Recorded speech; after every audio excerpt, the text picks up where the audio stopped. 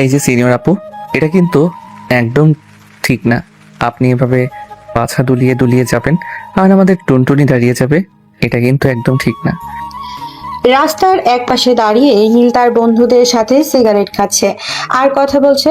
এমন সময় তাদের সামনে দিয়ে একটা মেয়ে যেতে লাগলো। মেয়েটাকে দেখে এই কথাটা বলে উঠলো নীল। এদিকে মেয়েটা পেছনে ঘুরে নীলের কাছে বলতে লাগলো, এই বেয়াদব ছেলে, রাস্তাঘাটে নিয়ে পেলেই এইসব বলিস নাকি? তোর ঘরে কি মা বোন নেই? মা বোন তো আছে, কিন্তু আপনার মতো তো আর দুলিয়ে দুলিয়ে রাস্তা দিয়ে হাঁটে না। আর আপনি কি এসব ড্রেস পরেছেন, এটার জন্যই তো বোঝা যাইতেছে। আর একটা যদি কথা বলিস তাহলে এক চর মেরে তোর 32টা দাঁত ফেলে দিব, এই বলে দিলাম। এই তোদের বাসা কোথায় রে? সবগুলোর নামে আমি থানায় মামলা করব। থানায় মামলা করলে কোনো কিছুই হবে না। থানার এসআই হচ্ছে আমার মামা, আর কমিশনার হচ্ছে আমার চাচা। তো তাদেরকে উল্টাপাল্টা বুঝিয়ে আমি বের হয়ে আসতে পারবো। আমাকে ভয় দেখাচ্ছিস নাকি?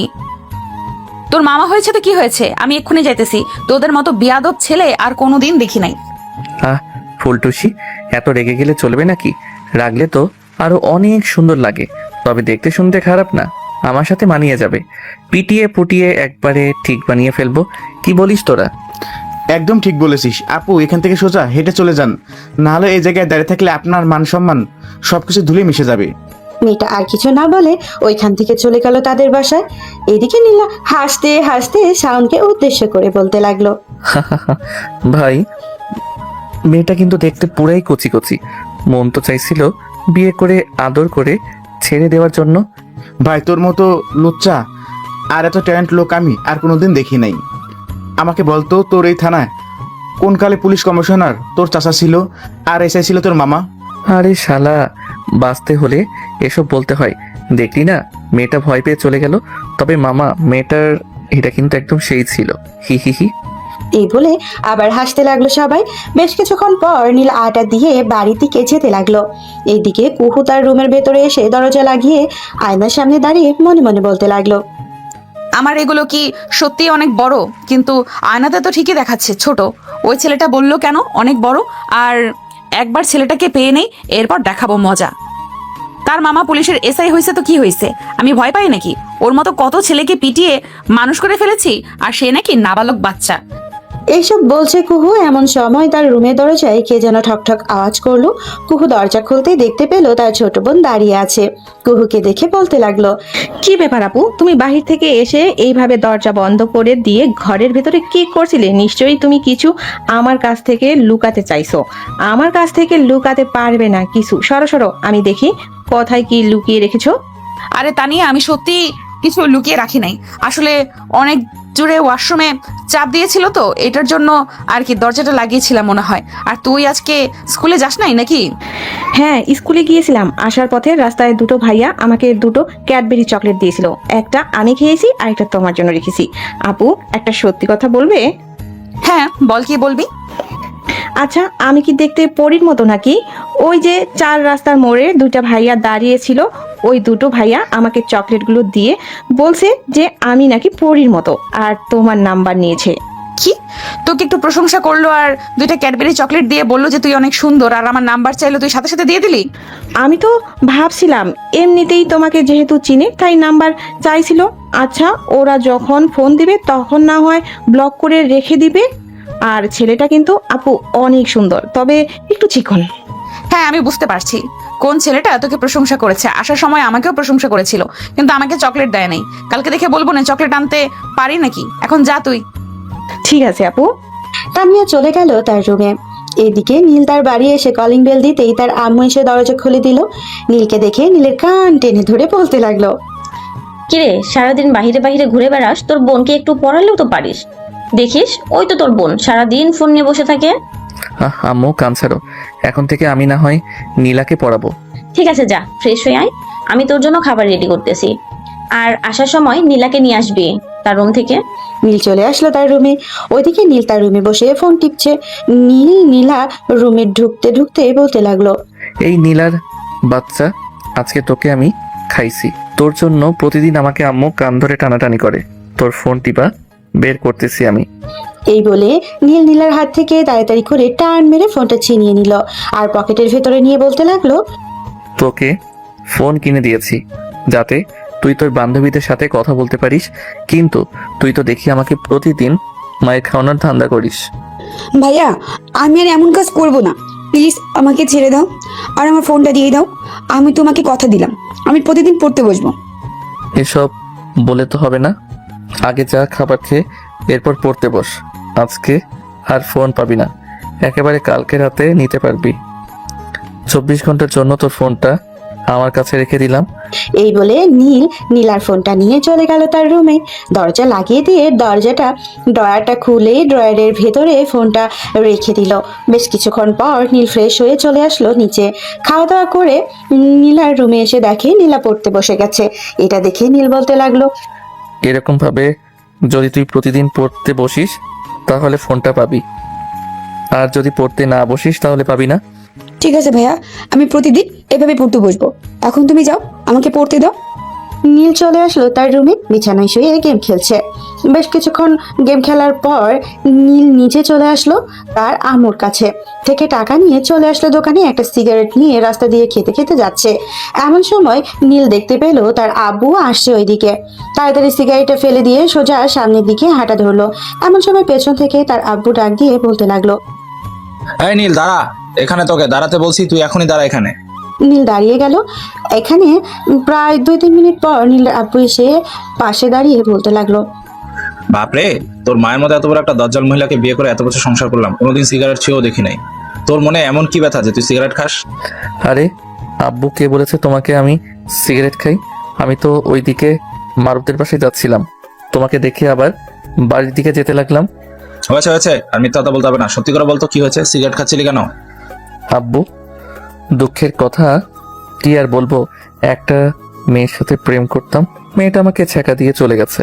এটার জন্য ভাবছিলাম কচু গাছের সাথে গলায় দড়ি দিয়ে আত্মহত্যা করব, কিন্তু কচু গাছ তো এমনিতেই পড়ে যায়, তাকে ধরলে আমার ওজন তো রাখতে পারবে না। আরে বাপ, তুই গলা দিয়ে মরবি, আমাকে আগে জানাবি না? আমাকে আগে জানালে তো আমি একটা কিছু ব্যবস্থা করতাম। চল আমার সাথে বাসায় যাই, এরপর একটা ব্যবস্থা করতেছি। তোকে ছ্যাঁকা দিয়েছে, এটা তো লজ্জার বিষয়। তোকে তো কচু গাছের সাথে দড়ি পেঁচে আত্মহত্যা করতেই হবে, না হলে তো তোর জীবনে আর কোনো প্রেম আসবে না। এই বলে নীলের আব্বু নীলকে নিয়ে যেতে লাগলো। বেশ কিছুক্ষণ পর বাপ ছেলে চলে আসলো বাসায়। কলিং বেল দিতেই নীলের আম্মু এসে দরজা খুলে দিল। দুইজনকে একসাথে দেখে বলতে লাগলো, বাহ, বাপ ছেলে তো দেখি বাহির থেকে একসাথে এসেছো। আর সাথে করছো কেন? আজকে কচু খাইতে মন চাইছে নাকি? আরে না নীলার আম্মু, কচু খেতে মন চাইতেছে না, তোমার ছেলে তো প্রেমে ব্যর্থ হয়েছে, সে নাকি কচু গাছের সাথে ফাঁসি দিয়ে আত্মহত্যা করবে। এটার জন্য বাজার থেকে একটা কচু নিয়ে আসলাম। এখন তো ফাঁসি দেওয়ার দায়িত্ব আমাদের। চলো চলো তাড়াতাড়ি আমার ছেলেকে কচু গাছের সাথে ফাঁসিয়ে দিয়ে দিই। এই বলে নীলের আব্বু নীলকে টানতে টানতে নিয়ে চলে আসলো বাড়ির ভেতরে। নীলের হাত পা বেঁধে দাঁড় করিয়ে রেখেছে। ওইদিকে নীলের আব্বু দুই পাশে কচু গাছ দুই দিকে বেঁধে দেওয়ালের সাথে বেঁধে রেখেছে। নীলকে কচু গাছের মাঝ বরাবর এনে একটা দড়ি পেঁচিয়ে নীলের হাতে দিয়ে বলতে লাগলো, বাবা এই নে, এখন তুই কচু গাছের সাথে ফাঁসি নিলেও আমরা বলতে পারবো যে আমার ছেলে প্রেমে ছাগা খেয়ে কচু গাছের সাথে ফাঁসি দিয়েছে। তুই কচু গাছের সাথে ফাঁসি নে, আমি ফেসবুকে লাইভ করতে থাকি। এই বলে নীলের আব্বু ফেসবুকে ঢুকে লাইভে ঢুকে গেল আর বলতে লাগলো, আমার ছেলে প্রেমের ছাগা খেয়ে এখন কচু গাছের সাথে ফাঁসি দিয়ে আত্মহত্যা করবে, সবাই তার জন্য দোয়া করবে, সে যাতে পরপরে খুব ভালো থাকে। ওইদিকে নীল হাবলাকান্তের মতো তাকিয়ে আছে। তার আব্বু আম্মুর দিকে তাকিয়ে নীলার দিকে তাকিয়ে মিট মিট করে হাসছে। এইটা দেখে তো নীল রাগে ফুসফুস করতেছে। হালকা ভাবে কচুর সাথে একটা পেঁচিয়ে তার গলার সাথে একটু লাগিয়ে চট করে পড়ে গেল নিচে আর মরে যাওয়ার অভিনয় করতে লাগলো। ও আমার পোলারে, তুই আমাদের ছেড়ে অকালে মরে গেলি রে, আমরা এটা মানতে পারলাম না। কে কোথায় আছো? নীলকে বাঁচাও রে। এইদিকে বেশ কিছুক্ষণ শুয়ে থাকার পর নীলের আব্বু ঠাস করে নীলের গালে চড় মারতে মারতে বলতে লাগলো, তোর মতো যখন আমি ছিলাম তখন আমি প্রাইভেট টিচার, প্রয়োজন দাম, আর তুই তো দেখি দোকানে দোকানে গিয়ে সিগারেট খেতে বেড়াস। আব্বু, এবারের মতো মাফ করে দাও, আর কখনো এমন হবে না। কানে ধরে বল যে আর কখনো এরকম করবি না, আর যদি দেখি এরকম করতে তাহলে তোর হাড্ডি গুড্ডি ভেঙে ফ্রিজের ভেতরে রেখে। এই আমি কানে ধরে কথা দিলাম আর কোনো দিন এরকম করব না। এখন আমাকে ছেড়ে দাও, এখন আমি বাহিরে যাই। এই বলে নীল ওইখান থেকে উঠে তাড়াতাড়ি করে চলে আসলো বাহিরে। গেট দিয়ে ভেতরে বের হতেই নীল তার দুই হাতে গালে ঘষা মাজা করছে আর বলছে, আজকে কার মুখ জানি দেখে উঠলাম, নিশ্চয়ই কাজের মেয়ে সখিনার মুখ দেখে। এরপর ঘুম থেকে উঠেছিলাম, কালকে একবার আসুক সখিনার বেটি, এরপর দেখাবো মজা। সে প্রতিদিন আমার রুমে ঢুকে আমাকে ডেকে তুলে, এটার জন্য আমি প্রতিদিন কারো না কারো কাছে মাইর খাই। আজকে 3-3 বার চর খেয়েছি গালে। এটা মানা যায় না। ওইসব বলছে আর রাস্তা দিয়ে হেঁটে যাচ্ছে নীল। এমন সময় হঠাৎ মনে পড়লো কয়েক ঘন্টা আগের কথা। সে তো একটা বাচ্চা মেয়েকে তার কাছ থেকে একটা নাম্বার নিয়েছে। পকেটে হাত দিতেই দেখতে পেল নাম্বার। ওই নাম্বারে কল দিতেই ওই পাশ থেকে কুহু কলটা রিসিভ করে বলতে লাগলো, হ্যালো, কে বলতেছে? আমি নীল আকাশের নীল তারার নীলের মাঝে নীল বলতেছি। আপনার নাম তো কুহু, তাই না? আপনার নামটা কিন্তু অনেক সুন্দর। হ্যাঁ, আমি দেখতে সুন্দর, এটা আমি জানি। তাতে আপনার কি? আর আপনি কল দিয়েছেন কেন? আপনাকে তো আমি চিনি না। আর আমার নাম্বার কোথায় পেয়েছেন? আমি আপনার নাম্বার পাবলিক টয়লেটে পেয়েছি। ওইখানে সুন্দরভাবে লেখা ছিল আপনার বায়োডাটা। ও আচ্ছা, যাক, দোয়া করি আমার নাম্বারটা যাতে প্রত্যেকটা বাড়ির দেওয়ালে দেওয়ালে লেখা থাকে, আর প্রত্যেকটা ছেলে আমাকে এভাবে ফোন দিয়ে ডিস্টার্ব করতে পারে। ফোনটা কুত্তার বাচ্চা, তুই ওই ছেলেটা যাকে আমি চড় মেরেছিলাম আজকে, ঠিক তাই না? ওইদিকে নীল ফোনটা মিউট করে মনে মনে বলতে লাগলো, কি ব্যাপার, এটা কি সেই মেয়ে যে মেয়েটাকে আমি ওইসব বলেছিলাম? হায় আল্লাহ, আজকে তো আমাকে খাইছে, এখন তো উড়া ধুরা বকা দিবে আমাকে। এসব বলছে নীল আর ফোনটা কানে দিয়ে হ্যালো হ্যালো করতেছে, কিন্তু ওই পাশ থেকে কোনো রেসপন্স আসছে না। রেসপন্স আসবে কি করে? কুহু তো কল আগে কেটে দিয়েছে। এইদিকে নীল আবারও কল দিল কুহুকে। এবার কুহু কলটা রিসিভ করে উড়াধুরা বকা দিতে লাগলো। বেশ কিছুক্ষণ এভাবে বকা দেওয়ার পর কুহু বলতে লাগলো, তোর যদি লাজ লজ্জা থেকে থাকে তাহলে তুই কালকে আমার সাথে বিকেল 5টায় দেখা করবি পার্কে। আমি তোর সিমে মেসেজ করে ঠিকানা পাঠিয়ে দিব। এই বলে কুহু কলটা কেটে দিল। ওইদিকে নীল হাঁটতে হাঁটতে চলে আসলো বাসায়। কলিং বেল দিতেই নীলের আম্মু এসে দরজা খুলে দিল। নীলকে দেখে বলতে লাগলো, কিরে, তুই কি আবার আজকে সিগারেট খেয়ে গেছিস নাকি বাহির থেকে? আরে না আম্মু, আজকে আর সিগারেট খাই নাই। সিগারেট আর খাবো না কোনোদিন। আজকে আমার জন্মের শিক্ষা হয়ে গেছে, কোনো দিন এরকম মাইর খাই নাই, আজকেই খাইলাম। আর তুমি কাজের বেটি সখিনাকে বলে দিবে যাতে সকাল সকাল আমার রুমে না যাওয়ার জন্য। সকাল সকাল তার মুখটা দেখলে আমার সারা দিন খারাপ যায়। ঠিক আছে, আমি সকিনা খালাকে আরো বেশি বেশি করে বলে দেব যাতে তোর রুমে যাইতে সকাল সকাল, আর তুই যাতে সকিনা খালার মুখ দেখে ঘুম থেকে উঠতে পারিস। এসব বলছে নীলের আম্মু। এইদিকে নীল ওইখান থেকে তাড়াতাড়ি করে চলে আসলো তার রুমে। দেখতে দেখতে সন্ধ্যা হয়ে রাত হয়ে গেল। রাতে খাওয়া দাওয়া করে নীল বিছানায় শুয়ে ফোন টিপছে। এমন সময় কুহুর নাম্বার থেকে মেসেজ আসলো। নীল ঠিকানাটা পড়ে মুচকে একটা হাসি দিল, কারণ এটা তার বাড়ির কিছুটা দূরে। ফোনটা টিপতে টিপতে কখন যে নীলের ঘুমিয়ে গেছে টেরও পেল না। পরদিন সকাল 10টায় নীল ঘুম থেকে উঠে ফ্রেশ হয়ে খাওয়া দাওয়া করে চলে আসলো কলেজে। এসে দেখে সবাই বসে আছে। নীল ক্লাসরুমে প্রবেশ করতেই স্যার নীলকে দেখে বলতে লাগলো, ওই যে সবাই দেখো, আমাদের জমিদার স্যার চলে এসেছে। ভিতরে আসেন মহারাজ, আপনার জন্যই অপেক্ষা করছিলাম। আপনি না আসলে তো ক্লাস করতে একটু ভালো লাগে না। স্যার, আপনি যে এসব কি বলেন না, এখানে তো সবাই আমার ভাই বোন, আর আপনি তো আমার স্বয়ং জনপ্রিয় স্যার। গতকালকে তো আপনি আমাকে যে পচাইছেন, আমার মনে হয় না আমি এই 20 বছরে কোনো শরম পাইছি। তাহলে মহারাজ, আপনাকে কিভাবে চরণধুলি দিব বলেন? আপনি যে এত বড় অন্যায় করলেন, এটা কিন্তু একদম ঠিক করলেন না। স্যারের সামনে দাঁড়িয়ে দাঁড়িয়ে সিগারেট খাচ্ছেন। আমি তো ভিডিও করে আপনার বাবার ফোনে এবং সোশ্যাল মিডিয়ায় ছেড়ে দিয়েছি। এটা দেখেই তো কালকে আপনাকে কচু গাছের সাথে ফাঁসি দিয়েছে। ও আচ্ছা, তার মানে আপনার কারণে আমার আব্বু আমাকে কচু কাটা করেছে। না হলে তো আমার আব্বু কোনো দিন এরকম করে না। আপনি দাঁড়ান, আপনাকে একটা কিছু ব্যবস্থা করতেছি। বলেই নীল চলে আসলো তার সিটে। ক্লাস শেষ হতেই স্যার চলে যেতে যাবে, এমন সময় নীল বড় একটা কাগজে লিখে একটা স্টিক পিন দিয়ে স্যারের শার্টের পেছনে লাগিয়ে দিল। এইদিকে কলেজে সবাই স্যারের হাতে 10 টাকা 20 টাকা করে দিতেছে। এটা দেখে স্যার সবাইকে উদ্দেশ্য করে বলতে লাগলো, এই কি ব্যাপার, তোমরা সবাই আমাকে এইভাবে 10 টাকা 20 টাকা দিতেছো কেন? আমি কি তোমাদেরকে বলেছি যে আমাকে এইভাবে 10 টাকা 20 টাকা দিতে? স্যার, আপনি তো বলেন নাই, কিন্তু আপনার শার্টের পেছনে তো ঠিক লিখে রেখেছেন। এটার জন্য তো আমরা আপনাকে 10 টাকা 5 টাকা দিয়ে সাহায্য করতেছি। আপনার তো হাত ভেঙে গেছে, এটার জন্য অনেক টাকা লাগবে, তাই টাকা দিতেছি।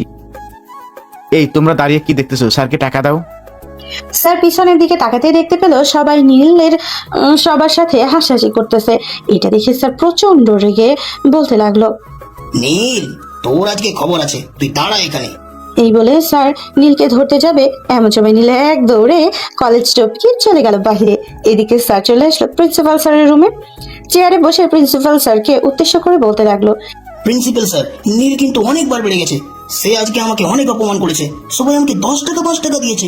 এটার একটা বিহিত করতে হবে, না হলে কিন্তু স্যার আমি এই চাকরিটা ছেড়ে দিতে বাধ্য হব। ঠিক আছে, আমি নীলের সাথে কথা বলে দেখব। আপনি এখন ক্লাস করাতে যান। নীল জানে যে এখন প্রিন্সিপাল স্যারের কাছে বিচার দিবে, তাই নীল আস্তে আস্তে গেট দিয়ে আবারও ঢুকে প্রিন্সিপাল স্যারের কাছে চলে আসলো আর বলতে লাগলো, স্যার এখানে কিন্তু শুধু আমার অন্যায় না, মাসুদ স্যারেরও অন্যায় আছে। মাসুদ স্যার আমার নামে প্রতিদিন আব্বুর কাছে বিচার দেয়। এটার জন্য আজকে আমি এটা করতে বাধ্য হয়েছি। দেখো নীল, তুমি একজন ভালো স্টুডেন্ট, এটার জন্য সকল স্যারেরা তোমায় কিছু বলে না। তুমি যতই ফাজলামি করো না কেন, কিন্তু এখন তুমি বড় হয়েছো, এখন আর আশা করি ফাজলামি করবে না কারোর সাথে, ঠিক আছে? ঠিক আছে স্যার, এখন থেকে আমি আর কারোর সাথে ফাইজলামি করব না। এখন তাহলে আমি গেলাম। এই বলে নীল প্রিন্সিপাল স্যারের রুম থেকে বের হয়ে চলে আসলো আবারও ক্লাসরুমে। কয়েকটা ক্লাস শেষ করে নীল তার বন্ধুদের নিয়ে চলে আসলো বাহিরে। সবাই গাছতলায় বসে আছে, এমন সময় মারুফের গার্লফ্রেন্ড মারিয়া এসে বলতে লাগলো, কি ব্যাপার নীল, তোমার নামে এসব কি শুনতেছি? তুমি নাকি কালকে একটা সিনিয়র মেয়েকে রাস্তায় কি জানি বলেছো? ছি ছি, এসব কি বলো তুমি? আমার মতো ভালো ছেলে আবার রাস্তার মধ্যে এরকম কিছু বলতে পারে নাকি? হয়তো তুমি ভুল শুনেছো। আর তোমাকে এই কথা কে বলেছে? এই কলেজে সবাই জানে, শাওন সবাইকে বলে দিয়েছে। ও আচ্ছা, এটার জন্য তো শালা আজকে কলেজে আসি নাই। বিকেলবেলা তাকে পেয়ে নেই, এরপর তার মজা দেখাচ্ছি। নীল সবার সাথে আরো কিছুক্ষণ আড্ডা দিয়ে চলে আসলো তার বাড়িতে। ওইদিকে কুহু অফিস থেকে বের হয়ে সোজা বাড়ির দিকে রওনা দিল। কুহু তার আব্বুর কোম্পানিতে ম্যানেজার হিসেবে চাকরি করে। বিকেল 4টা, কুহু রেডি হয়ে চলে আসলো সেই পার্কে। দীর্ঘ 1 ঘন্টা পর নীল আসলো। কুহুর সামনে দাঁড়িয়ে বলতে লাগলো, এই যে আমি এসেছি, এখন বলেন আমাকে কি বলবেন? বাহ, তোর তো দেখে অনেক সাহস। তোর সাহস দেখে আমি রীতিমতো অবাক হয়ে যাই। তোকে তো কিছু একটা করতে হবে, কিছু না করলে তুই সোজা হবি না। আমাকে কিছু করবেন?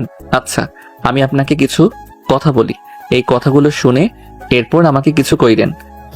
আমাকে জড়িয়ে ধরে 2 গালে 2টা কিস করবেন আর ঠোঁটে একটা লিপ কিস করবেন। এরপর আমাকে বিয়ে করবেন। বিয়ের পর যা খুশি তাই করতে পারবেন। তোর মতো লুচ্চা ছেলেকে আমি বিয়ে করব? কখনোই না। তুই কি করে বললি যে আমার এটা অনেক বড়? আমি তো বাসায় গিয়ে আয়নার সামনে দাঁড়িয়ে দেখেছি, একদম ঠিকঠাক আছে। তার মানে আপনি আয়নার সামনে দাঁড়িয়ে আপনার দেখেছেন?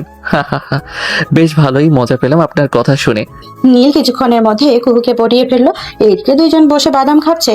এমন সময় নীলের সামনে মারিয়া এসে দাঁড়িয়ে বলতে লাগলো, তুমি এটা কিভাবে করতে পারলে? আমার সাথে রিলেশনে থাকা সত্ত্বেও তুমি এই মেয়ের সাথে রিলেশনে গেছো, এটা কিন্তু একদম ঠিক কাজ করলে না। আমি তোমার নামে আদালতে মামলা করব। কি, এই ছেলেটা তোমার সাথে রিলেশনে ছিল? হ্যাঁ, আমার সাথে রিলেশনে ছিল। আপনার বিশ্বাস হয় না? এই দেখেন আমাদের দুজনের ছবি। আমার সাথে যদি এই ছেলে রিলেশনে নাই থাকতো তাহলে আমাদের ছবি কোথায় থেকে আসতো? দেখ মারিয়া, তুই প্লিজ আমাকে রিলেশনটা করতে দে। তুই না আমার বেস্ট ফ্রেন্ড, প্লিজ আমার রিলেশনটা ভেঙে দিবি না। হ্যাঁ, তুই আমাকে এটা বলতে পারলি? তুই আমার সাথে এতদিন ধরে রিলেশনে ছিলি আর আজকে তুই এটা বলি? আমি এখনই বাড়ি গিয়ে আত্মহত্যা করবো। আপু, আমার ফোন দাও। এই বলে মারিয়া তার ফোনটা নিয়ে দৌড়ে ওইখান থেকে চলে গেল। ওইদিকে নীল হাবলাকান্তের মতো মারিয়ার যাওয়ার দিকে তাকিয়ে আছে। এদিকে কুহু নীলের শার্টের কলার টেনে ধরে ঠাস ঠাস করে নীলের গালে চড় মেরে দিল 3টা আর বলতে লাগলো, তোর অনেক শখ 12 ভাতারি হওয়ার, তাই না? আজকে তোর শখ মিটিয়ে দেবো আমি। এই বলে কুহু নীলকে ছেড়ে দিয়ে নীলের পিছু দৌড়াতে লাগলো। বেশ কিছুক্ষণ দৌড়ানোর পর কুহু বলতে লাগলো, আজকে তো পালিয়ে গেলি, অন্যদিন তো পাবো তোকে। ওই দিন তোকে ধরবো ভালোভাবে, আজকে তোকে ছেড়ে দিলাম। এই বলে কুহু এখান থেকে চলে আসলো তাদের বাসায়। ওইদিকে নীল রাস্তা দিয়ে হেঁটে হেঁটে যাচ্ছে আর মারিয়াকে মনে মনে বকাবকি করছে। এমন সময় মারিয়া নীলের সামনে দাঁড়িয়ে বলতে লাগলো, কিরে নীল, আজকে অভিনয়টা কেমন করলাম? সিনিয়র আপুর সাথে রিলেশন করবি তাই না? তোকে আমি রিলেশন করেছি, আমি বেঁচে থাকতে তোকে রিলেশন করতে দিব না। তোরা যখন রিলেশন করিস তখন তো আমি তোদের রিলেশনে বাধা দেই নাই, এখন কেন তুই আমার রিলেশনে বাধা দিচ্ছিস? এটা কিন্তু একদম ঠিক করলি না মারিয়া। এখন মেয়েটার সাথে আমি কথা বলবো কি করে? চিন্তা করিস না, এই মেয়ের চাইতেও আরো দ্বিগুণ সুন্দরী মেয়ে এনে দিব তোকে। এখন চল আমার সাথে, আমাদের বাসায় আম্মু বলেছে তোকে নিয়ে যাওয়ার জন্য। না, আমি তোদের বাসায় যাব না। তোদের বাসায় গেলে তোর ছোট বোন আমাকে দেখে কেমন কেমন জানি করে। আরে সে তো ছোট, তোর সাথে মজা করে। চল এখন যাওয়া যাক। মারিয়া নীলকে নিয়ে চলে আসলো তাদের বাসায়। কলিং বেল দিতেই মারিয়ার আম্মু এসে দরজা খুলে দিল। মারিয়ার সাথে নীলকে দেখে বলতে লাগলো, নীল, তোমার জন্য অপেক্ষা করছিলাম, ভিতরে আসো। নীল বাড়ির ভেতরে গিয়ে সোফায় বসে পড়তেই মারিয়ার ছোট বোন এসে নীলের কোলে বসে গেল আর বলতে লাগলো, ভাইয়া, তুমি এখন আর আমাদের বাসায় আসো না কেন? তুমি আসলে তো আমি তোমার সাথে মজা করতে পারি। আপু তো আমাকে শুধু বকা দেয়। আপুর সাথে মজা করি বলে তুমি তো আমাকে কিছু বলো না। তুমি আমার লক্ষ্মী ভাইয়া, এখন থেকে প্রতিদিন আমাদের বাসায় আসবে। প্রতিদিন আসতে পারবো না, আমারও তো কাজ আছে, আমিও তো কাজ করি। এটার জন্য আর কি প্রতিদিন আসতে পারবো না। তুমি চিন্তা করো না, আমি প্রতি শুক্রবারে বিকালে আসবো। ওইদিকে মারিয়ার আম্মু নীলের হাতে একটা বড় প্যাকেট ধরিয়ে দিয়ে বলতে লাগলো, এই নাও নীল, এটার ভিতরে কিছু জিনিস আছে, তোমার আম্মুর জন্য রেখেছিলাম, এগুলো নিয়ে যাও। তোমাদের বাসায়? ঠিক আছে আন্টি। আর আমাকে না দিয়ে আম্মুকে ফোন দিয়ে বলতেন, তাহলে আম্মু চলে আসতো। হ্যাঁ, উনি তো আসতো, কিন্তু ওনাকে আর কষ্ট দিতে চাই না। তুমি যেহেতু আশেপাশে ঘোরাঘুরি করো, তো তোমাকে ডেকে নিয়ে আসার জন্য বলেছিলাম। তুমি এসেছো, আরো ভালো হয়েছে। এখন যাও তাহলে। নীল ব্যাগটা নিয়ে চলে আসলো বাসায়। কলিং বেল দিতেই তার আম্মু এসে দরজা খুলে দিল। ব্যাগটা আমার কাছে দে। আর এনে এখানে 100 টাকা আছে। ব্যাগটা নিয়ে আসার জন্য তোকে অনেক ধন্যবাদ। আমি প্রায় 1 ঘন্টা হেঁটে ব্যাগ নিয়ে এসেছি, আর আমাকে মাত্র 100 টাকা দিয়েছো। দেখি এই ব্যাগের ভিতর কি আছে। তোর দেখতে হবে না, 100 টাকা নিয়ে যা। রাতে আমি না হয় আবার তোকে কিছু টাকা দেবো। বাকির কাম ফাঁকি, আমি এসব করি না। আমাকে এখন টাকা দাও। ঠিক আছে, তুই আমার রুমে আমার সাথে, আমি তোকে টাকা দিতেছি। নীলের আম্মু থেকে 500 টাকার নোট বের করে নীলকে দিয়ে দিল। এদিকে নীল খুশি মনে টাকাটা নিয়ে চলে আসলো তার রুমে। বিছানায় শুয়ে ফোন দিল কুহুকে। বেশ কিছুক্ষণ পর কুহু কলটা রিসিভ করে বলতে লাগলো, এই কুত্তার বাচ্চা, তোর ফোন দিয়েছিস কেন? এই কুত্তার বাচ্চা, তুই ফোন দিয়েছিস কেন? রাস্তাঘাটে তো লুচ্চামি করে বেড়াস, আবার 12 ভাতারদের মতো এখানে সেখানে মেয়ে নিয়ে ঘুরে বেড়াস। এটাই তোর কাজ, তাই না? আরেকদিন যদি দেখি একটা মেয়ে নিয়ে ঘুরে বেড়াচ্ছিস, তখন তোর টুনটুনি কেটে ফেলবো। আমি সত্যি করে বলতেছি, ওইটা হচ্ছে আমার বেস্ট ফ্রেন্ড ছিল, আর আম্মু বলেছিল আমাকে ডেকে নিয়ে যাওয়ার জন্য। সে আমাকে ডেকে নিয়ে যাওয়ার জন্য এসেছিল। আমি তোর কথা একদম বিশ্বাস করি না। তুই 12 ভাতারি মানে 12 ভাতারি। ফোন রাখ এখন। এই বলে কুহু কলটা কেটে দিল। ওইদিকে নীল কুহুকে আর বিরক্ত না করে চলে আসলো তার বোনের রুমে। এসে দেখে নীলা পড়ছে। নীলার কাছ থেকে ফোনটা দিয়ে দিল। এই নে তোর ফোন, তোকে দিয়ে দিলাম। আর যেন আম্মুর কাছে আমাকে বকা না শুনতে হয়। ঠিক মতো খাওয়া দাওয়া করবি এবং পড়ালেখা করবি। ঠিক আছে ভাইয়া, আর তোমাকে অনেক ধন্যবাদ ফোনটা দিয়ে দেওয়ার জন্য। নীল ফোনটা দিয়ে চলে গেল তার রুমে। রাতে খাওয়া দাওয়া করে নীল চলে আসলো তার রুমে। এসে দেখে তার ফোনটা বাজতেছে। ফোনটা হাতে নিতেই দেখতে পেল কুহু কল দিয়েছে। কলটা রিসিভ করে কানের কাছে নিতেই ওই পাশ থেকে বলতে লাগলো, সত্যি করে বল, ওই মেয়েটা তোর বেস্ট ফ্রেন্ড? আমি কিন্তু কালকে ওই মেয়েটাকে জিজ্ঞেস করব যে তোর বেস্ট ফ্রেন্ড ছিল কি না। ওই মেয়েটা কিন্তু সত্যি কথা বলে যে তোর গার্লফ্রেন্ড, তাহলে তোর খবর আছে। মারিয়াকে জিজ্ঞেস করলে মারিয়া কখনো সত্যি কথা বলবে না।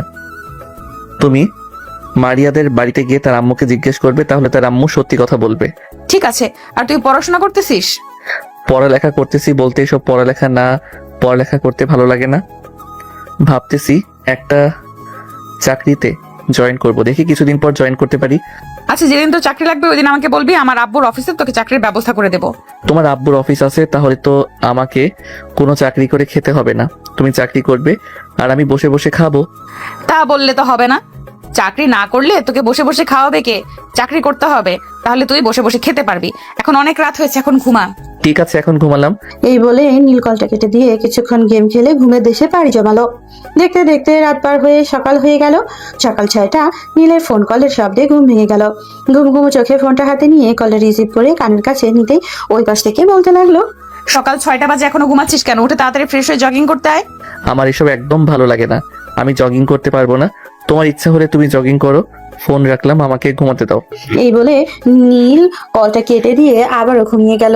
ওইদিকে কুহু তো নাসরবান্দা, সে বারবার কল দিতেছে নীলের ফোনে। ওইদিকে বারবার কলটা কেটে দিচ্ছে। প্রায় 20 মিনিট এইভাবে কল দেওয়ার পর নীল এক প্রকার বিরক্ত হয়ে কলটা রিসিভ করে বলতে লাগলো, যাইতেছি, আর কল দিও না। এই বলে নীল ঘুম থেকে উঠে ফ্রেশ হয়ে চলে আসলো বাইরে। বেশ কিছুক্ষণ হাঁটাহাঁটি করার পর নীলের বাড়িতে আসতেই নীলের আম্মু নীলকে দেখে তো অবাক, কি বলবে বুঝে উঠতে পারছে না। আর অবাক হবে না কেন, কারণ যেই ছেলে সকাল 10টার আগে ঘুম থেকে ওঠে না, সেই ছেলে আজকে সকাল 6টায় ঘুম থেকে উঠে গেছে। এটা দেখে নীলের আম্মু নীলের কাছে এসে বলতে লাগলো, কিরে বাবা, তোর কি হয়েছে? শরীর খারাপ নাকি? এত সকাল সকাল ঘুম থেকে উঠে গেলি যে? না আম্মু, শরীর খারাপ না, জগিং করতে গিয়েছিলাম সকাল সকাল, আর এখন থেকে প্রতিদিন যাব। আমাকে সকাল সকাল ডেকে দিবে। তোর হয়তো জ্বর এসেছে, জ্বরের কারণে তুই এসব আবল তাবল বলতেছিস। যা ফ্রেশ হয়ে আয়, আমি তোর জন্য লেবু শরবত আর খাবারের ব্যবস্থা করতেছি, সাথে ওষুধেরও। আরে আম্মু, আমি সত্যি কথা বলতেছি, আমার কিছু হয় নাই। এমনিতে একটু জগিং করতে গিয়েছিলাম। শরীরের অবস্থা দেখেছো আমার? একেবারে শুকিয়ে যাইতেছি। বাহিরের হাওয়া বাতাস না লাগলে আরো শুকিয়ে যাব। এটার জন্য আর কি জগিং করতে যাইতেছি। এই বলে নীল ওইখান থেকে চলে আসলো। তার রুমে ফ্রেশ হয়ে বসে আছে। এমন সময় তার ফোনটা আবারও বেজে উঠলো। তাকিয়ে দেখে কুহু কল দিয়ে। সে কলটা রিসিভ করতে ওই পাশ থেকে কুহু বলতে লাগলো, নীল খাওয়া দাওয়া করে এখন সোজা কলেজে যাবে।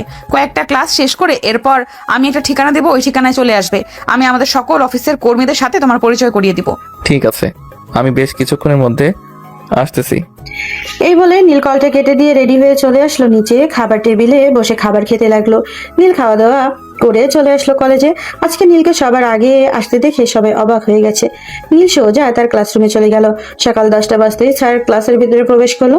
আশেপাশে তাকিয়ে দেখে নীল একেবারে শেষের বেঞ্চে বসে আছে। এটা দেখে স্যার চলে আসলো নীলের কাছে। নীলকে উদ্দেশ্য করে বলতে লাগলো, কি ব্যাপার নীল, আজকে এত সকাল সকাল চলে এসেছিস? অন্যদিন তো তুই 10টার আগে কলেজে আসিস না। আজকে নিশ্চয়ই কোনো বাজে জিনিস ভেবে এসেছিস। দেখ, তোর দুইটা পায়ে পড়ি, তুই প্লিজ কিছু করিস না। স্যার, আপনি চিন্তা করবেন না, আমি আপনাকে কিছুই করব না। এখন থেকে আপনি ক্লাস করান। স্যার ক্লাস করিয়ে চলে গেল। এইদিকে নীল আরো কয়েকটা ক্লাস শেষ করে বাইরে আসতেই মারিয়া নীলকে উদ্দেশ্য করে বলতে লাগলো, কি রে নীল, হঠাৎ তোর এত পরিবর্তন? বুঝলাম না কিভাবে কি হলো। তোর পরিবর্তনের রহস্যটা কি আমাদেরকে একটু বলবি? সবাইকে বলা যাবে, কিন্তু তোকে বলা যাবে না। তুই যে বান্দরের বান্দর নি, তুই কিছু না কিছু করবি। এটার জন্য তোকেও বলবো না, আর কাউকে বলবো না। আমি আমার মতো থাকবো। ঠিক আছে, তুই যেহেতু বলবি না কিভাবে তোর পেট থেকে কথা বের করতে হয়, এটা আমি ভালো করেই জানি। যদি আমার চোখের সামনে কোনো মেয়ের সাথে ঘোরাঘুরি করিস দেখি, তাহলে বুঝে নিস তোর কপালে মার ছাড়া আর কিছুই জুটবে না। ঠিক আছে, দেখা যাবে তুই কি করতে পারিস। এই বলে নীল ওইখান থেকে চলে আসলো। রাস্তায় একটা রিক্সা নিয়ে যেতে লাগলো। কুকুর দেওয়া ঠিকানায় বেশ কিছু দূর যেতে হঠাৎ নীল খেয়াল করলো যে তার বন্ধু বান্ধবীরা পেছনে অন্য 2-3টা রিক্সা নিয়ে তার পিছু করছে। এটা দেখে নীল রিক্সাওয়ালাকে উদ্দেশ্য করে বলতে লাগলো, মামা, আপনি এক কাজ করেন, সামনের একটা রাস্তা আছে না, ওই রাস্তা দিয়ে চলে যান। পরে কোথায় দাঁড়াতে হবে এটা আমি আপনাকে বলে দিব। রিক্সাওয়ালা গাড়িটা ঘুরিয়ে রাস্তার পাশে দিয়ে চলে আসলো নীলের দেওয়া ঠিকানায়। এদিকে নীল গাড়ি থেকে নেমে চায়ের দোকানে বসে চা খেতে লাগলো। এমন সময় তার ফোনটা বেজে উঠলো। তাকিয়ে দেখে কুহু কল দিয়েছে।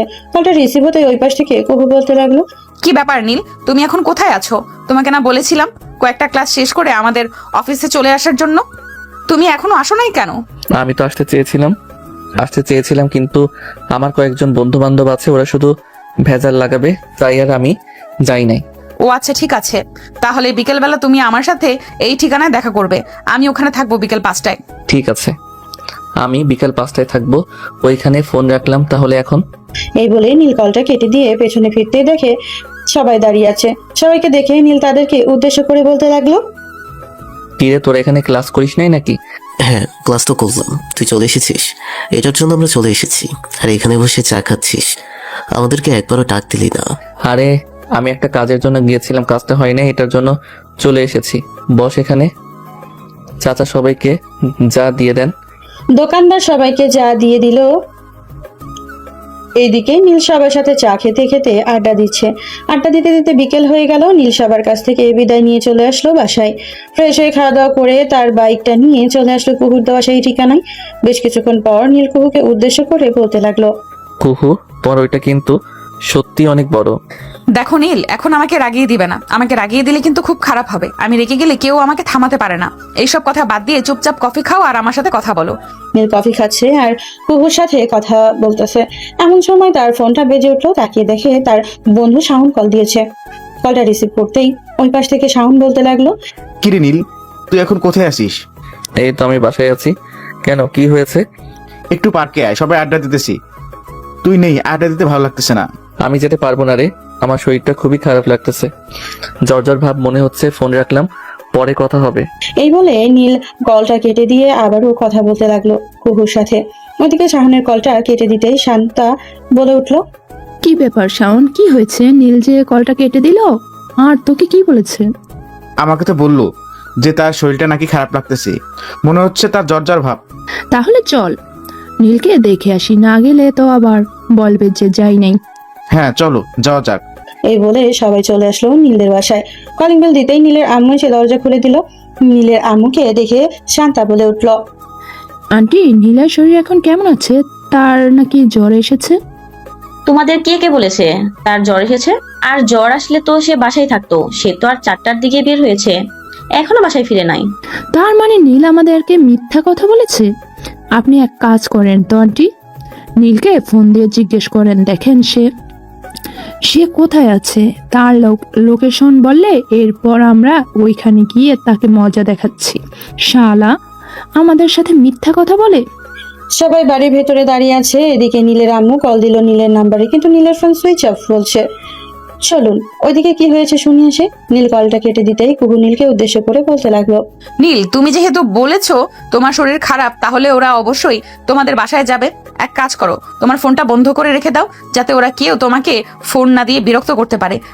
যখন এখান থেকে বের হবো তখন না হয় ফোন চালু করবে। ঠিক আছে। দুইজন কথা বলছে। ওইদিকে সবাই তো পুরো অবাক হয়ে গেল, কারণ নীল আগে কখনো এরকম করে নাই, হঠাৎ এরকম শুরু করেছে, এটা তো আর মানতে পারছে না। ওইখানে না দাঁড়িয়ে থেকে চল সবাই বিভিন্ন জায়গায় ঘুরে দেখে আসি। আসে তো মনে হয় বাইক নিয়ে গেছে, দেখা যাক তাকে পাওয়া যায় কিনা। এ বলে সবাই নীলদের বাড়ি থেকে বের হয়ে বিভিন্ন জায়গায় খুঁজতে লাগলো, কিন্তু নীলকে পেল না। পাবে কি করে? তারা দুইজন অনেকটা দূরে গিয়ে কথা বলছে। সন্ধ্যা হয়ে আসতেই দুজনে বাড়ির দিকে রওনা দিল। নীল তার বাড়িতে এসে কলিং বেল দিতেই তার আম্মু এসে দরজা খুলে দিল। নীলকে দেখে বলতে লাগলো, কিরে, তোর ফোন বন্ধ কেন? আর তোর বন্ধুরা তো তোকে খুঁজে গেছে, এই নিয়ে 3 বার এসেছে, কিন্তু তুই তো একবারও তাদের ফোন রিসিভ করলি না বা কথা বললি না।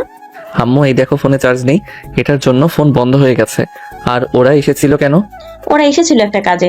আচ্ছা তুই যা, ফ্রেশ হয়ে ফোনটা চার্জে দে, আমি তোর বন্ধু বান্ধবদের ফোন দিয়ে বলে দিতেছি যে তুই বাসায় এসেছিস।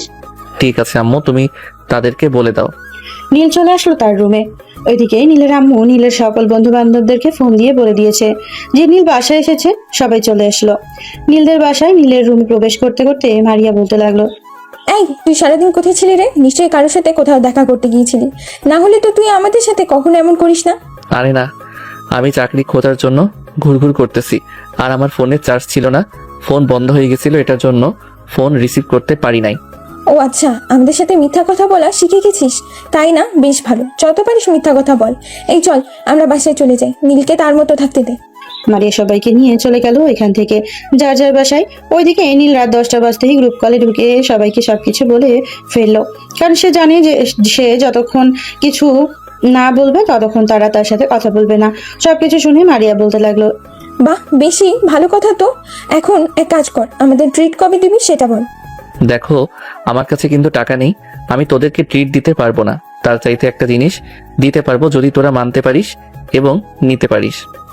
কি জিনিস দিবি আগে সেটা বল, এরপর ভেবে দেখতেছি। জিনিসটা দেখতে অনেক সুন্দর, তোদের সবার খুব পছন্দ হবে এবং তোদের সবার খুব পছন্দের জিনিস এটা।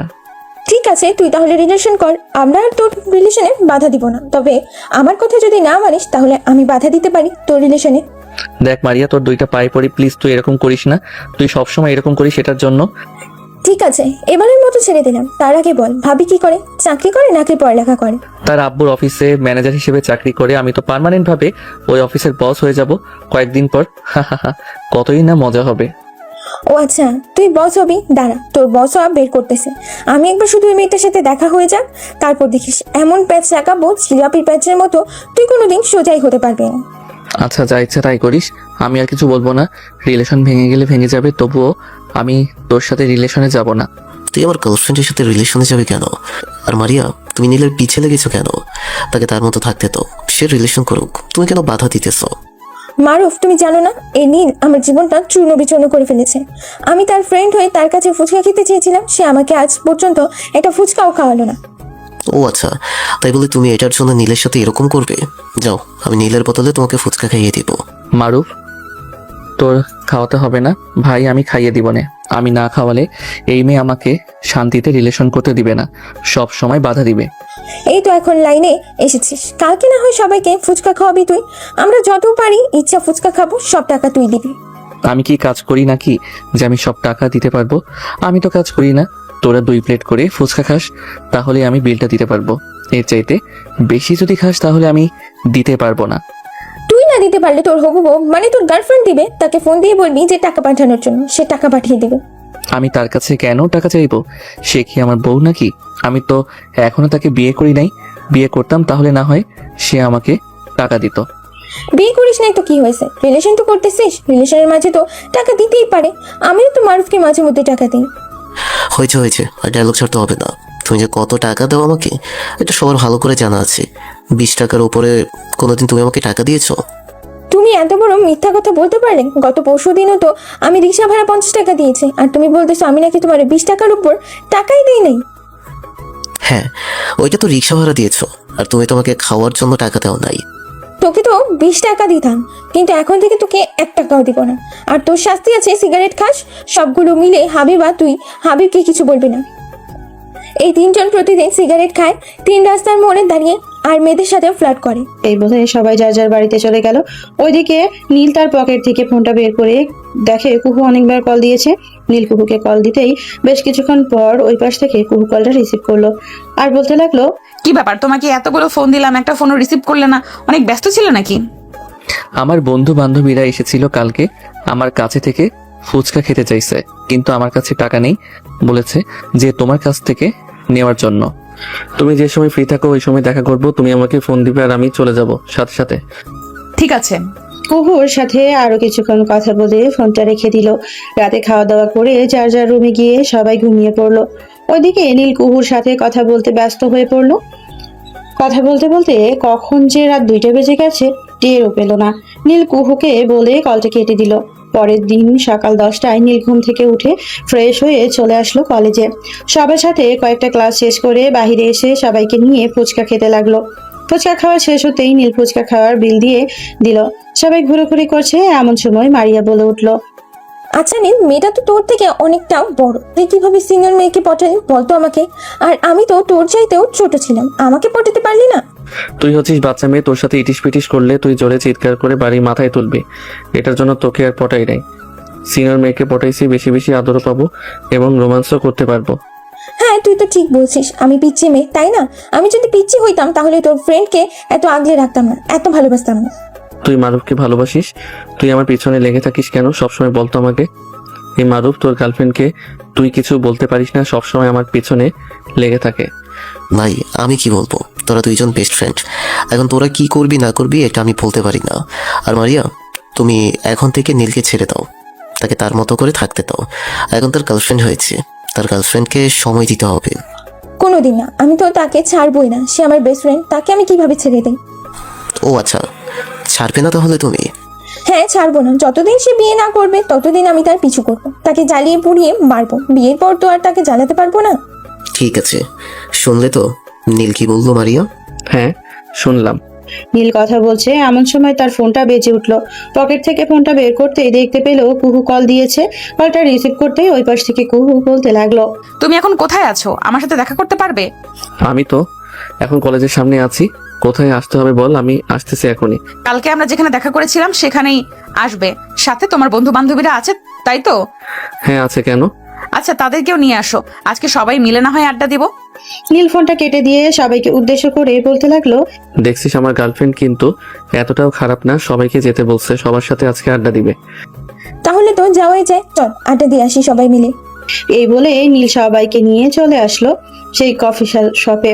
সাথে সবাই আড্ডা দিতেছে আর কথা বলছে। এমন সময় মারিয়া কুহুকে উদ্দেশ্য করে বলতে লাগলো, এই যে আমার সতীন, আপনি জানেন নীল কতটা বাটপার? সে আমার সাথে রিলেশন করে, আপনার সাথেও রিলেশন করে, আবার অন্য একটা মেয়ের সাথেও রিলেশন করে।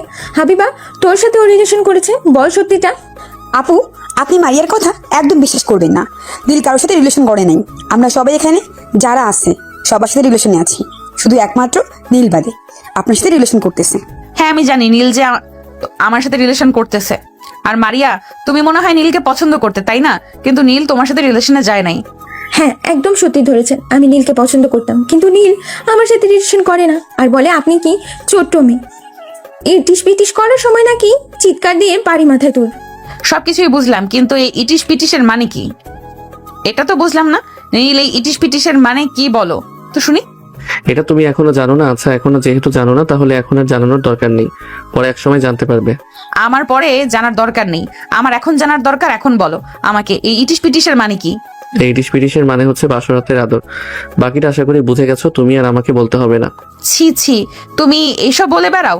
এটার জন্যই তো রাস্তায় আমাকে ওই দিন এই কথাগুলো বলেছো। ঠিক আছে, তোমাকে সোজা বানানোর দায়িত্ব আমি নিব কিছুদিন পর। এরপর তোমাকে একদম সোজা বানিয়ে ফেলবো। আমাকেও নিয়ে নিন সাথে, আমিও তাকে 2-3টা খুশি দেবো, তাও আবার তার টুনটুনি বরাবর। টুনটুনি বরাবর যদি খুশি মারো তাহলে তো আমি আর বাচ্চার মা হতে পারবো না। থাক, তোমাকে নেওয়ার দরকার নেই, যা করার আমিই করে ফেলবো। তোমরা না হয় টিভিতে লাইভ শো দেখবে। ঠিক আছে, আপনি যেহেতু এত করে বলতেছেন টিভিতে লাইভ শো দেখাবেন, তাহলে তো দেখতেই হয়। সবাই মিলে আরো কিছুক্ষণ আড্ডা দিয়ে যায়, যার যার বাসায় চলে গেল। ওইদিকে নীল বাড়িতে আসতেই তার আম্মু বলতে লাগলো, কিরে নীল, তুই সারাদিন কোথায় ছিলি? কলেজ থেকে তোর নামে বিচার এসেছে, তুই নাকি ক্লাস করিস না ঠিক মতো। হুট করে তোর বন্ধু বান্ধবদের নিয়ে কোথায় যেন চলে যাস। আরে আম্মু, তুমি বুঝো না, এখন তো আমি বড় হয়েছি, এখন তো প্রেম টেম করতে হবে। এটার জন্যই তো কলেজ ফাঁকি দিয়ে এরপর প্রেম করতে চাই। এটার জন্যই তো স্যার বললো তুই সবাইকে নিয়ে কোথায় যেন চলে যাস। মেয়েটার ছবি আছে নাকি যার সাথে তুই প্রেম করিস? হ্যাঁ, ছবি আছে।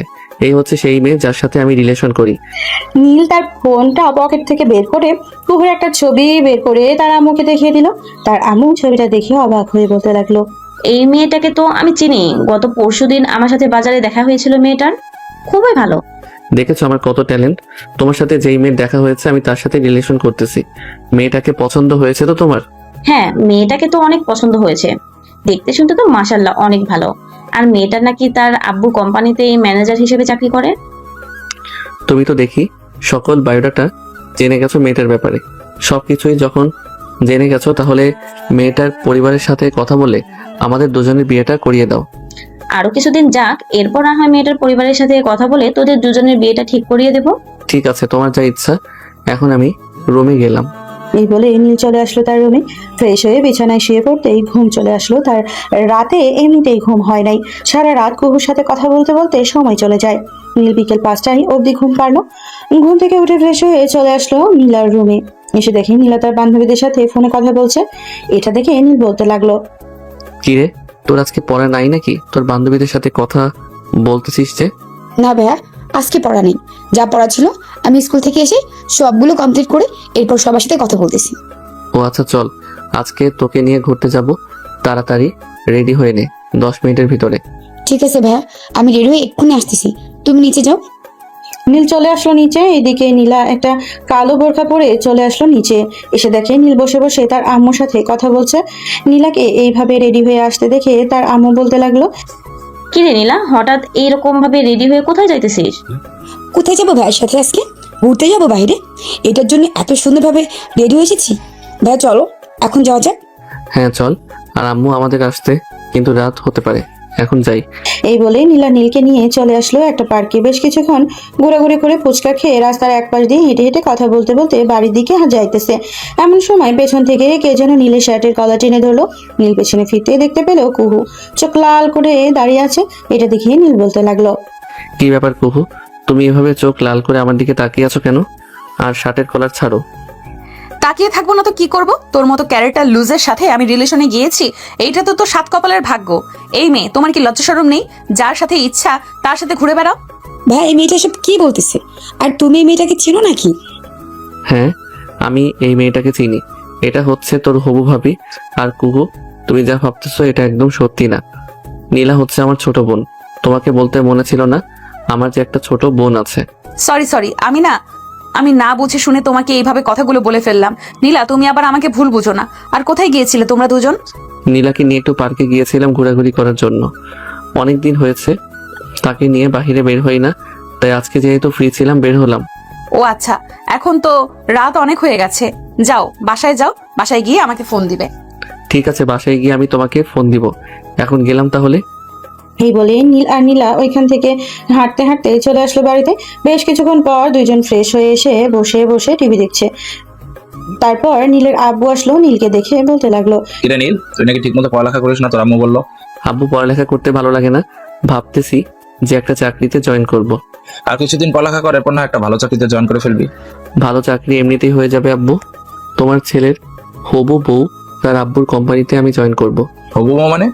তুই আবার কবে বিয়ে করেছিস? নীলের আম্মু নীলে সব কি বলতেছে? সে আবার কবে বিয়ে করেছে? আরে সে বিয়ে করে নাই, সে বলতে চাইতেছে যে সে যার সাথে রিলেশন করে তার আব্বুর একটা অফিস আছে, ওই অফিসেই জয়েন করবে। ও আচ্ছা, ঠিক আছে, তোর যেটা ভালো মনে হয় ওটা কর। আমি ফ্রেশ হয়ে আসতেছি, তারপর সবাই মিলে খাবার খাবো। ঠিক আছে, তুমি ফ্রেশ হয়ে আসো, আমি তো তখন সবার জন্য খাবার রেডি করে ফেলতেছি। নীলের আব্বু সবার জন্য খাবার রেডি করে ফেললো। বেশ কিছুক্ষণ পর নীলের আব্বু আসতেই সবাই মিলে খাওয়া দাওয়া শুরু করলো। খাওয়া দাওয়া শেষ করেই নীল চলে আসলো তার রুমে। ফোনটা হাতে নিয়ে কল দিল কুহুকে। বেশ কিছুক্ষণ পর কলটা রিসিভ করলো কুহু। নীলের সাথে কথা বলতে বলতে কখন যে রাত 1টা বেজে গেছে টেরই পেল না। নীল কুহুকে উদ্দেশ্য করে বলতে লাগলো, কুহু, আমি তো চাইতেছি তোমাদের অফিসে জয়েন করার জন্য কোনো পদ খালি আছে নাকি? হ্যাঁ, খালি আছে। তুমি কালকে সকাল 10টার সময় আমাদের অফিসের সামনে থাকবে। আমি তোমাকে নিয়ে এরপর অফিসের ভেতরে প্রবেশ করব। আব্বুর সাথে কথা বলে তোমাকে না হয় চাকরিটা দিয়ে দেব। ঠিক আছে, আমি তাহলে কালকে সকাল 10টার সময় তোমাদের অফিসের সামনে থাকবো। আচ্ছা, এখন তাহলে ঘুমাও, রাত হয়েছে অনেক। আমিও ঘুমাই, কালকে আবার অফিসে অনেক কাজ আছে। এই বলে কুহু কলটা কেটে দিয়ে ঘুমের দেশে পাড়ি জমালো। পরের দিন সকাল 9টা। ফ্রেশ হয়ে খাওয়া দাওয়া করে চলে আসলো কুহুদের অফিসের সামনে। বেশ কিছুক্ষণ পর কুহু আসলো, নীলকে নিয়ে অফিসের ভেতরে চলে আসলো। কিছুক্ষণ দেখিয়ে সব কুহু নীলকে নিয়ে চলে আসলো তার আব্বুর কেবিনের ভেতরে। আব্বু, তোমাকে একটা ছেলের কথা বলেছিলাম না, এটাই হচ্ছে সেই ছেলে। তাকে একটা চাকরি দিয়ে দাও। আর তোমাকে যে বলেছিলাম আমি একটা ছেলেকে পছন্দ করি, এটাই হচ্ছে সেই ছেলে। দেখো মা, আমি তোর পছন্দ অপছন্দ কোনোদিন কিছু বলি নাই। তুই যেখানে সুখে থাকবি সেখানেই তোকে বিয়ে দেব। তাকে ভালো একটা পদে চাকরি দিয়ে দে, যাতে সে তোকে নিয়ে এবং তার পরিবারকে নিয়ে চলাচল করতে পারে। ঠিক আছে আব্বু। কুহু নীলকে নিয়ে চলে আসলো তার কেবিনে। সকল কিছু বুঝিয়ে দিয়ে বলতে লাগলো, আজ থেকে তুমি এই অফিসের ম্যানেজার। সকল কিছুর দায়িত্ব তোমার হাতে থাকবে। আর যেটা যেটা বুঝবে না, আমি আছি, আব্বু আছে, জিজ্ঞেস করবে, তাহলে তোমাকে সবকিছু বুঝিয়ে দেবে। ঠিক আছে কুহু, এখন আমাকে কি কাজ করতে হবে এটা একটু বলে দাও। তেমন বেশি করতে হবে না, আজকের হিসাবটা করে ফেলো আর সঠিক হিসাব করবে। ভুল করবে না কিন্তু। হিসাবে ভুল করলে পরে আবার ঠিক করতে হবে। আচ্ছা, তুমি দেখিয়ে দাও আমাকে হিসাবটা, এরপর আমি করতেছি, তুমি দেখো হচ্ছে কিনা। কুহু একবার নীলকে হিসাবটা দেখিয়ে দিতেই নীল পরবর্তীতে এই হিসাবটা করে কুহুকে দেখিয়ে দিতেই কুহু বলে উঠল, হ্যাঁ, এখন একদম ঠিক আছে। এইভাবেই কাজ করো, আমি অফিসের ভেতরে আছি। এই বলে কুহু ওইখান থেকে চলে গেল। ওইদিকে নীল সকল কাজ বুঝে নিয়ে কাজগুলো তাড়াতাড়ি করে সেরে ফেললো। কাজ শেষ হয়ে যেতেই নীলের পুরো অফিস ঘুরে ঘুরে দেখতেছে আর টুকটাক সবার সাথে কথা বলতেছে। নীল যে অফিসে চাকরি করে সেই অফিসটা হচ্ছে কাপড় তৈরির ফ্যাক্টরি। সারাদিন অফিসে থেকে বিকেলের দিকে কুহু নীলকে নিয়ে চলে আসলো বাহিরে। একটা কফি শপে বসে দুইজন কফি খাচ্ছে আর কথা বলছে। এমন সময় কুহু বলতে লাগলো, নীল, আজকে প্রথম দিন অফিস কেমন লাগলো? ঠিকঠাক ভাবে কাজ করতে পারবে তো? হ্যাঁ, অবশ্যই ঠিকঠাক ভাবে কাজ করতে পারবো ইনশাল্লাহ। তোমার আব্বু তো দেখি তোমার উপর কোনো কথা বলে না। তুমি যে আমার মতো একটা ছেলেকে পছন্দ করো কিছুই তো বললো না। কিছুই বলবে না, কারণ আব্বু জানে আমি তাকে কিছু না বলে কোনো কাজ করি না। আর আমার আব্বু জানে আমি যেটা করব সেটা আমার ভালোর জন্যই করব বা পরিবারের ভালোর জন্যই করব। হ্যাঁ, বুঝতে পারলাম। দুইজন মিলে আরো কয়েক ঘন্টা টাইম পাস করে ওইখান থেকে চলে আসলো যার যার বাসায়। সন্ধ্যায় নীল ফ্রেশ হয়ে নিচে আসতেই তার আম্মু বলতে লাগলো, কি রে নীল, আজকে প্রথম দিন তোর অফিস কেমন কাটলো? এই তো আম্মু, খুবই ভালো কাটছে। কুহু যেরকম ভালো, তার আব্বুও তার চাইতে আরো দ্বিগুণ ভালো। কাজ খুব সহজ, তেমন কঠিন কাজ না। হ্যাঁ বুঝলাম, তেমন কঠিন কাজ না। যা, সারাদিন তো মনে হয় তেমন কিছু কাজ নাই। খাওয়া দাওয়া করে নিয়ে এসে আব্বু আসুক, এরপর না হয় একসাথে খাবো। ঠিক আছে। আর একটা কথা, তুই যেহেতু এখন চাকরি পেয়ে গেছিস, তাহলে আমরা না হয় কুহুর পরিবারের সাথে কথা বলে তোদের বিয়েটা সেরে ফেলি। আম্মু, আমি তো মাত্র অফিসে জয়েন করলাম, কয়েক মাস যাক, এরপর না হয় বিয়ের কথাবার্তা বলা যাবে। আর কুহু তো কোথাও চলে যাইতেছে না, তার আব্বুকে তো বলে দিয়েছে আমাকে যে পছন্দ করে এবং আমাকে বিয়ে করবে। বলে দিলেই ভালো, তাহলে কয়েক মাস পর না হয় তোদের বিয়েটা দেওয়া যাবে। এইসব নানা বিষয় নিয়ে কথা বলছে দুই মা ছেলে। রাত 9টা বাজতেই নীলের আব্বু আসলো বাড়িতে। ফ্রেশ হয়ে সবাই মিলে খাওয়া দাওয়া করে কিছুক্ষণ গল্প করে যার যার রুমে গেল। নীল প্রতিদিনের মতো কুহুর সাথে কথা বলে রাতে ঘুমিয়ে গেল। পরদিন সকাল 9টায় নীল অফিসে এসে সকল কিছু গুছিয়ে রেখে তার কাজ করতে লাগলো। এদিকে কুহু সকাল 10টায় অফিসে এসে দেখে নীল সবকিছু গুছিয়ে রেখে কাজ শেষ করে বসে আছে। এটা দেখে কুহু বলতে লাগলো, কি ব্যাপার নীল, তুমি কখন এসেছো অফিসে? সবকিছু তো দেখি গুছিয়ে রেখে দিয়েছো। আমি অফিসে এসেছি 9টার সময়, 1 ঘন্টার মধ্যে সবকিছু গুছিয়ে ফেলেছি। ভালো করেছো। এখন ক্যান্টিনে গিয়ে কিছু খাবার খেয়ে আসো। ঠিক আছে, আর তুমি একবার হিসাবটা চেক করে নিও তো, যদি ভুল থাকে তাহলে সংশোধন করে নিও। ঠিক আছে, তুমি যাও, আমি দেখে নেবো না। চলে আসলো ক্যান্টিনে, কিছু খাবার খেয়ে আবারও তার কেবিনের দিকে রওনা দিল। বেশ কিছুক্ষণ পর চলে আসলো তার কেবিনে, এসে দেখে কুহু সবকিছু হিসাব ঠিকঠাক করছে। নীল কুহুর পাশে দাঁড়াতেই কুহু বলতে লাগলো। সবকিছু একদম ঠিকঠাক আছে। নীল কুহুর সাথে আরো কিছুক্ষণ কথা বলে চলে আসলো কুহুর আব্বুর কেবিনে। বেশ কিছুক্ষণ একটা মিটিং করার পর নীল সকল ফাইল নিয়ে চলে আসলো কুহুর আব্বুর রুমে আর বলতে লাগলো, এই নেন স্যার, সবকিছু এইখানে আছে লেখা। নীল কুহুর আব্বুকে সবকিছু বুঝিয়ে দিতে লাগলো, কথায় কি লেখা আছে কি না লেখা আছে। সবকিছু বুঝিয়ে দেওয়ার পর কুহুর আব্বু সবকিছু বুঝে নিল। দেখতে দেখতে কেটে গেল এইভাবে 2টা মাস। নীল এখন পুরো অফিসটা সামলানোর দায়িত্ব নিয়ে নিয়েছে। শুধু বস থাকবে কুহু এবং তার আব্বু, এবং বাকি সকল কাজ নীল করবে। দুপুরে খাওয়া দাওয়া করে নীল তার কেবিনে বসে আছে। এমন সময় কুহুর আব্বুর কল এলো। নীল কলটা রিসিভ করে বলতে লাগলো, জি স্যার বলেন। নীল, তুমি একটু আমার কেবিনে আসো তো, তোমার সাথে জরুরি কথা আছে। নীল কুহুর আব্বুর কেবিনে গিয়ে চেয়ারে বসে পড়তেই কুহুর আব্বু বলতে লাগলো, নীল, তুমি তো এখন একটা ভালো পর্যায়ে চলে গেছো, সকল কিছু বুঝে নিয়েছো। আমি চাচ্ছিলাম কি তোমার আব্বু আম্মুর সাথে কথা বলে তোমার এবং কুহুর বিয়েটা দিয়ে দেওয়ার জন্য। এখন তুমি যদি রাজি থাকো তাহলে কালকে সকালে 11টার সময় তোমার আব্বু আম্মুকে নিয়ে আমাদের বাসায় চলে এসো। ঠিক আছে স্যার, আমি কালকে সকালে আমার আব্বু আম্মুকে নিয়ে আপনাদের বাসায় চলে যাব। আর এখন তো স্যার কাজ নেই, আমি কি বাসায় যেতে পারি? এখন না, 1 ঘন্টা পরে যাও।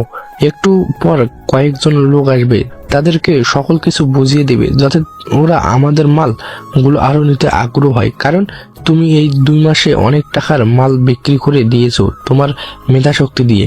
ঠিক আছে স্যার, ওরা আসুক তাহলে। নীল চলে আসলো তার কেবিনে। বেশ কিছুক্ষণ পর কয়েকজন লোক আসতে তাদের সাথে কথাবার্তা বলে ডিলটা ফাইনাল করে নিল। চলে আসলো তাদের বাসায়। কলিং বেল দিতেই কুহু এসে দরজা খুলে দিল।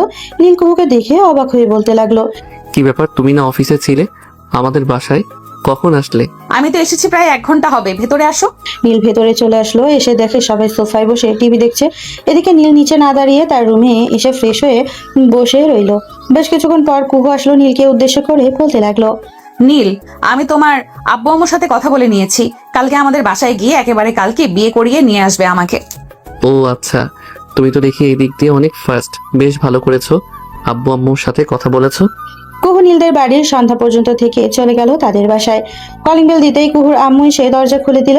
কুহুকে দেখে বলতে লাগলো, কি রে, তুই এতক্ষণ কোথায় ছিলি? আমাদের যে একবারও ফোন দিয়ে জানাস নাই, আমাদের কি চিন্তা হয় না? আম্মু, আমি নীলদের বাসায় ছিলাম, তুমি তো জানো তাদের বাড়িতে ছাড়া আর কোথায় যাব। আর কালকে ওরা সকাল সকাল চলে আসবে এবং কালকেই আমাদের বিয়ে হবে ঘরোয়া ভাবে। ঠিক আছে, যা ফ্রেশ হয়ে আয়, খাবার দিই। কুহু চলে গেল তার রুমে। দেখতে দেখতে রাত পার হয়ে সকাল হলো। পরের দিন সকাল 11টায় নীল তার আব্বু আম্মুকে নিয়ে চলে আসলো কুহুদের বাসায়। দুই পরিবারের কথা বলাবলি করে বিয়েটা ফাইনাল করে নিল। সারাদিন পর হয়ে সন্ধ্যায় তাদের বিয়ে হয়ে গেল। রাতে কুহুদের বাড়ি থেকে খাওয়া দাওয়া করে চলে আসলো সবাই নীলদের বাড়িতে। রাত 11টায় নীল কুহুকে নিয়ে চলে আসলো তার রুমে। দরজাটা লাগিয়ে দিয়ে কুহুকে জড়িয়ে ধরে ঠোঁটের সাথে তার ঠোঁট একত্রিত করে দিল। বেশ কিছুক্ষণ এইভাবে থাকার পর কুহু নীলের কাছে থেকে ছুটে গিয়ে নীলকে বলতে লাগলো, এইভাবে আদর করলে তো হবে না, আজকে আমাকে আদর করে কান্না করাতে হবে। পারবে তো কান্না করাতে? অবশ্যই পারবো, কিন্তু তুমি চিৎকার করবে না কিন্তু। চিৎকার করলে বাড়ির মানুষ, বুঝতেই পারছো। এই বলে নীল কুহুকে কোলে তুলে নিয়ে খাটের উপরে শুইয়ে দিল। আস্তে আস্তে করে কুহু জামাটা খুলে ফেললো।